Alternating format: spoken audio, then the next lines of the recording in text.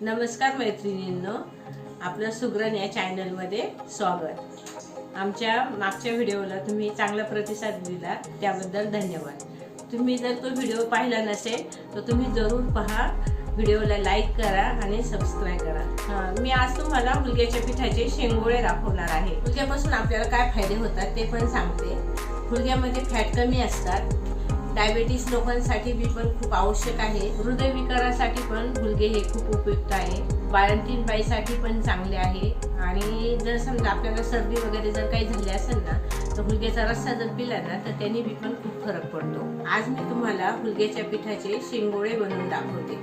चला तर मग आपण सुरुवात करूया। हुलग्याचं पीठ, जिरे, लाल मिर्च, शेंगादाणे आणि मीठ आणि पीठ मळण्यासाठी पाणी। आता आपण लाल मिर्च, जिरे आणि मीठ हे एकत्र वाटून घेणार आहे मिक्सर मध्ये। त्यानंतर शेंगादाणे वेगळे वाटून घेणार आहे।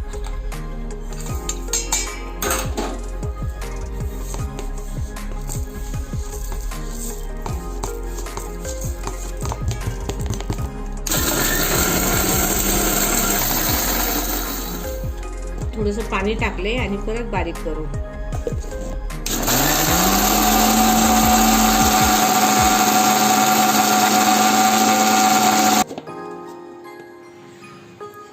आपलं वाटून झाले।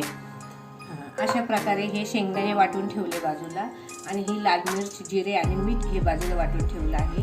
आता आपल्याला काय करायचंय, परातीमध्ये पीठ घ्यायचे। आपल्याला ताटामध्ये पीठ घ्यायचे। त्याच्यामध्ये ही लाल मिर्च आपण वाटली ना ती टाकायची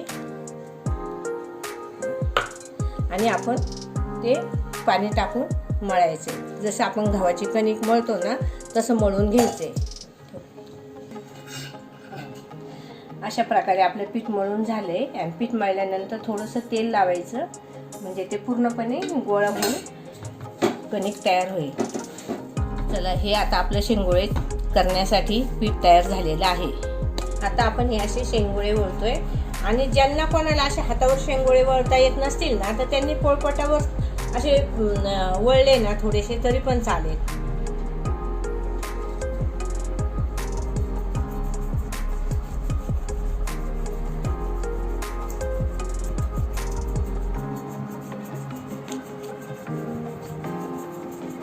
आपला हा वेळा पूर्ण वळून झाला ना तर हे जे शेवटचं टोक आहे ना हे थोडंसं असं तोंड दाबून घ्यायचं, म्हणजे ते बरोबर व्यवस्थित असं आपल्याला उचलता येतं आणि सुट्ट होत नाही।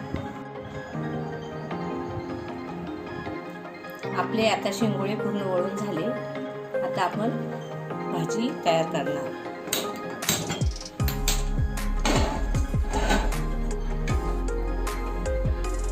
आता आपण भाजीसाठी कुकर ठेवला आहे आणि त्याच्यामध्ये 2 चमचे तेल टाकणार। तेल गरम झाल्याच्या नंतर आपण जिरे टाकणार।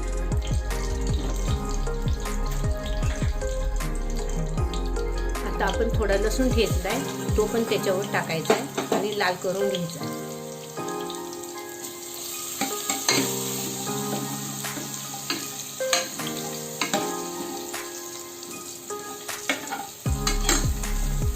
लसूण पण लाल झालाय। आता आपण भाजीसाठी ना 2 तांबे पाणी टाकणार आहे।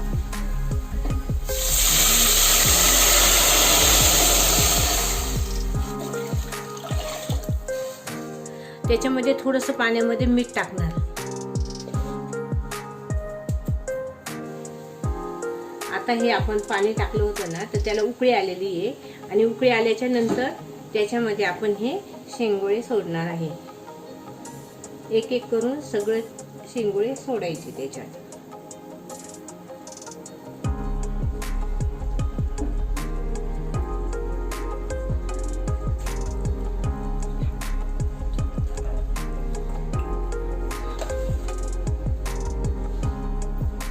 अशा पद्धतीने हे सगळे शेंगोळे सोडून झाले आहेत। आता आपण कुकरला झाकण लावणार आहे आणि 3 ते 4 शिट्ट्या घ्यायच्या कुकरच्या।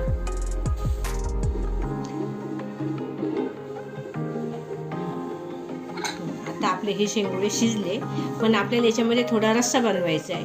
मग रस्सा बनवण्यासाठी आपण जे शेंगादाण्याचं वाटण केलं होतं आणि लाल तिखट पण होतं आणि त्याच्यानंतर शेंगोळे वळे त्याचं थोडंसं पीठ आहे, हे आपण आहे ना सगळं एकत्र करणार.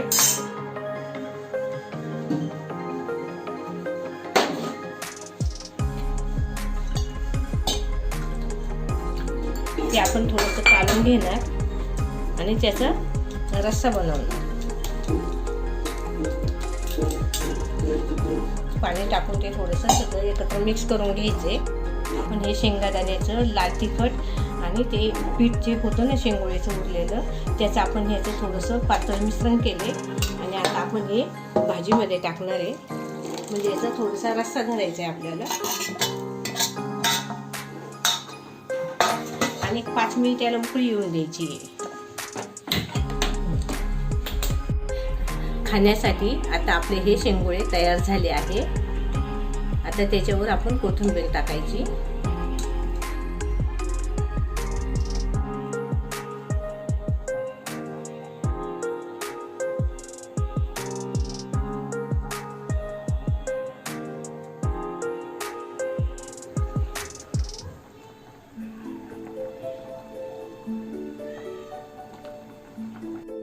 तुम्ही नक्की ही रेसिपी करून पहा आणि कशी झाली ही तुम्ही आम्हाला कमेंट्समध्ये कळवा.